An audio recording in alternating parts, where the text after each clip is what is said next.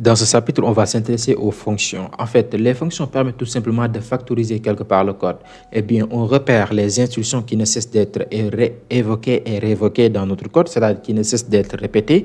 Eh bien, et là, on les encapsule dans ce qu'on appelle une fonction. Et là où on veut évoquer ces instructions-là, on ne fera qu'appeler cette fonction-là à travers son nom. Donc, au lieu de faire plusieurs lignes, plusieurs instructions de manière répétitive, et là, on n'évoquera que la fonction qui encapsule ces instructions-là. Et l'évocation d'une fonction ne tiendra qu'une seule ligne. On est d'accord, parce qu'on mentionne tout simplement que le nom de la fonction, entre parenthèses, et éventuellement les paramètres, comme on va le voir. Donc, les fonctions, en fait, évitent la répétition dans nos codes. Parce que là, il faut à tout prix éviter la répétition. Il faut penser tout simplement à la maintenance après. Parce que si on a une portion de code identique, une portion de code qui est répétée plusieurs fois, et là, après, dans le futur, si on veut apporter des modifications, et là, la modification s'effectuera dans tous les endroits où on a évoqué cette portion de code-là. Est-ce que vous avez saisi? Donc là, on peut dire qu'une fonction n'est rien d'autre qu'une série d'instructions, qui accomplit une tâche bien précise et qui renvoie un résultat. Chaque fonction doit accomplir une tâche bien précise, comme par exemple le calcul de la surface d'un rectangle. Eh bien, cette fonction-là ne fait que calculer la surface d'un rectangle. Si on veut, on peut créer une autre fonction qu'on appelle par exemple calcul périmètre, ou bien somme de deux entiers, ou bien le produit, etc. Donc, chaque fonction accomplit une tâche bien précise. Et une fonction n'est rien d'autre qu'une série d'instructions. Et une fonction aussi retourne un résultat. Et une fonction peut prendre au nom des paramètres. Et une fonction peut aussi ne pas retourner un résultat, comme on va le voir. Alors là, d'abord, dans ce chapitre, on va s'intéresser tout simplement à l'évocation d'une fonction, à l'appel d'une fonction. Donc, pour appeler une fonction, c'est très simple. Comme je l'ai dit, on mentionne tout simplement son nom. Parce qu'une fonction a un nom. On mentionne son nom et après, on met les parenthèses. Après, la fameuse point-virgule, qui marque la fin d'une instruction. L'invocation d'une fonction est une instruction aussi, n'oubliez pas.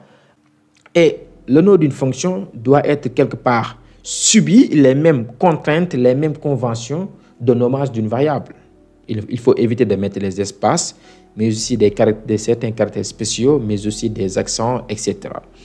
Donc, voilà comment on appelle une fonction. Notez très bien que là, une fonction peut posséder des paramètres comme nom. Si une fonction ne travaille pas avec des paramètres, eh bien là, on met sur les parenthèses, après, on met point virgule. Si une fonction travaille avec un paramètre, par exemple, comme la fonction calcul surface carrée, pour calculer la surface d'un carré, on a besoin tout simplement de la valeur du carré. Est-ce que vous avez saisi? Donc, cette fonction-là travaille avec une valeur. Donc, ce qui est passé à paramètre, ce sont tout simplement les informations avec lesquelles la fonction peut travailler afin de fournir, de renvoyer un résultat. Donc, ici, la fonction calcul surface carrée, eh bien, veut calculer la surface d'un carré. Et pour ça, il a besoin d'une information qui n'est rien d'autre que là, le carré de qui n'est rien d'autre plutôt que le côté du carré.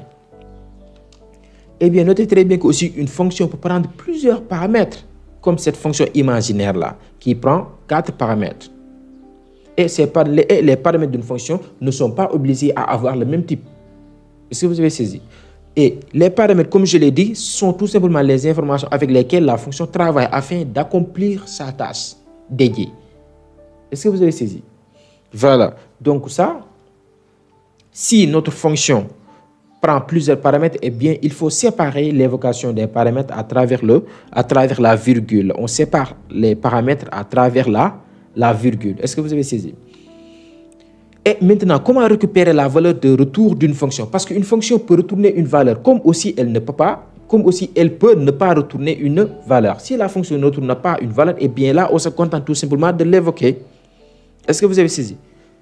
Attendez, une fonction qui ne renvoie pas de valeur ne veut pas dire que cette fonction n'accomplit pas une tâche bien précise. Non. Cette fonction accomplit bien une tâche bien précise, c'est juste qu'elle ne retourne pas une valeur. Et dans ce cas, pour accomplir cette tâche-là, on évoque la fonction. On se contente tout simplement d'évoquer cette fonction en mettant son nom suivi des parenthèses. Maintenant, si la fonction retourne une valeur, eh bien là, il faut récupérer ce que retourne cette valeur-là dans une variable. Comme ici, vous voyez, ma fonction calcul surface carrée retourne la surface du carré. Eh bien là, Si je veux appeler manipuler la surface du carré, là, il faut tout simplement la récupérer dans une variable que j'ai appelée, voyez, surface carré. Et là, après, je peux procéder à l'affichage en mettant écho surface carré. Tout simplement pour afficher le carré plutôt, la surface plutôt du carré. De côté 4, de côté. Maintenant, notez très bien qu'il y a des fonctions natives de PHP. Les fonctions qui sont venues avec le PHP. Et aussi, il y a nos propres fonctions, les fonctions que l'on va créer. Alors là, avant de créer une fonction, il faut d'abord regarder s'il n'existe pas déjà une fonction qui traite tout simplement ce que vous voulez traiter. Est-ce que vous avez saisi? Par exemple, là, on sait très bien qu'il y a une fonction qui détermine la longueur d'une chaîne de caractères. Donc, inutile de créer cette fonction-là, parce qu'on l'a déjà à notre disposition. C'est une fonction native de PHP. Donc, avant de créer une fonction, eh bien, allez au niveau de la documentation de PHP pour voir si cette fonction-là existe déjà. Si ça existe déjà, inutile de réinventer la roue. Est-ce que vous avez saisi? Donc là, on va essayer de voir quelques fonctions natives de PHP. On a déjà vu comment évoquer une fonction et aussi comment récupérer ce que renvoie une fonction si elle renvoie une valeur. Maintenant, ici, on va s'intéresser quelque part aux chaînes de caractères. Donc, pour connaître la longueur d'une chaîne, on utilise la fonction strlen. String length, c'est l'abréviation de string length. Est-ce que vous avez saisi? Donc là, on a une phrase. Bonjour tout le monde suit une phrase. Qui est une chaîne de caractères, qui est un texte. Eh bien là, je veux connaître sa longueur. C'est-à-dire son nombre de caractères.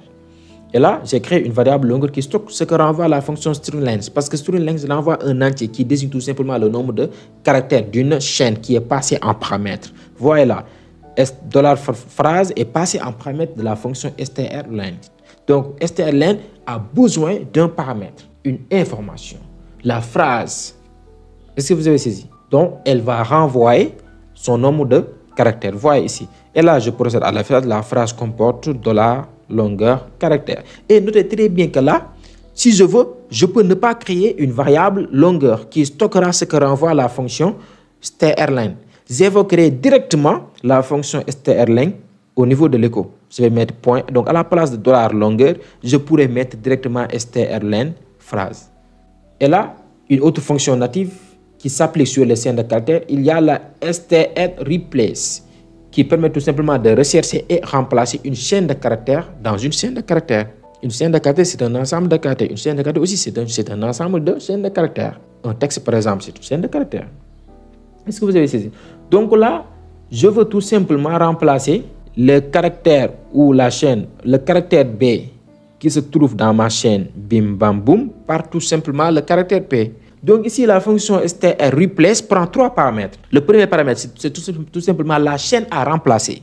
Le deuxième paramètre, la chaîne remplaçant. Et le troisième paramètre, tout simplement la chaîne dans laquelle on veut effectuer des remplaçants. C'est comme ça que fonctionne la fonction strreplace. Voilà. Et là, cette fonction va retourner quoi? Pim, pam, boum. Parce que les B sont remplacés par P. Donc, ma variable aura la valeur pim, pam, boum. Aussi simple que ça. Passons à la fonction suivante. String_to_lower permet tout simplement d'écrire en minuscule. Cette fonction s'applique également sur une chaîne de caractères. Ça permet tout simplement d'écrire une chaîne de caractères tout en minuscule. Est-ce que vous avez saisi? Str_to_lower. String_to_lower. Donc ici, on a une chaîne qui est tout en majuscule. Et là, en appliquant la fonction string_to_lower, eh bien, on aura une chaîne tout en minuscule. Et là, on procède à l'affichage. C'est simple que ça. Maintenant, voyons comment récupérer la date. Eh bien, notez très bien que date prend un paramètre. Et ce paramètre-là peut constituer des caractères, un ensemble de caractères. Par exemple, là, pour tout simplement afficher l'année d'une date, eh bien, on met Y. Y veut dire year. Le mois, on met M, veut dire months. Le jour, on met D, veut dire day en anglais. Minute, voyez ici, on met I. L'heure, on met H. La seconde plutôt, on met S. Est-ce que vous avez saisi? Donc, pour récupérer la date, c'est très simple. On appelle la fonction date qui prend en paramètre, en fait, soit l'un de ces caractères-là, ou soit la concaténation de ces caractères-là, la fusion de ces caractères-là. Par exemple, là, on veut afficher que l'année, on veut récupérer que l'année de la date d'aujourd'hui. Vous voyez, l'année de la date d'aujourd'hui. Eh bien là, on met tout simplement Y en paramètre. Vu que Y est un caractère, on le délimite par par des guillemets ou des apostrophes, ça va de soi. Eh bien là, si je veux, je peux récupérer la date d'aujourd'hui complète, c'est-à-dire en récupérant l'année, le mois et le jour. Dans ce cas, je mets Y, M et D. Donc là, j'ai remplacé ces caractères par slash parce que je veux avoir ce format-là. Y, slash, l'année, slash, le mois, slash, le jour. Donc ça va de soi. À la place des slash, vous pourrez mettre tiret ou bien espace. Ça va de soi. Et là, on n'est pas obligé de mettre tout le temps Y avant de mettre M ou D. Non. Et l'ordre aussi ne s'impose pas. Ça va de soi. Vous allez tout simplement disposer ces caractères-là suivant ce que vous voulez afficher comme, suivant la manière dont vous voulez afficher la date. Aussi simple que ça.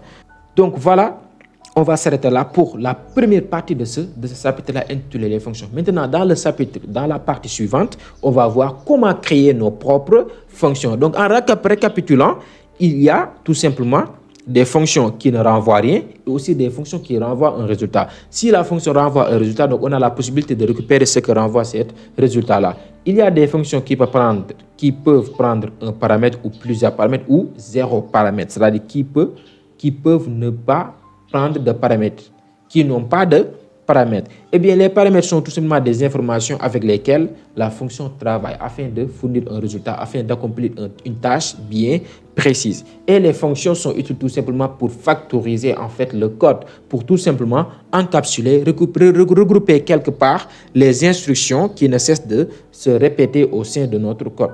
On se dit à la prochaine vidéo dans laquelle on va voir la deuxième partie de ce chapitre-là qui est plutôt comment créer nos propres fonctions. Merci.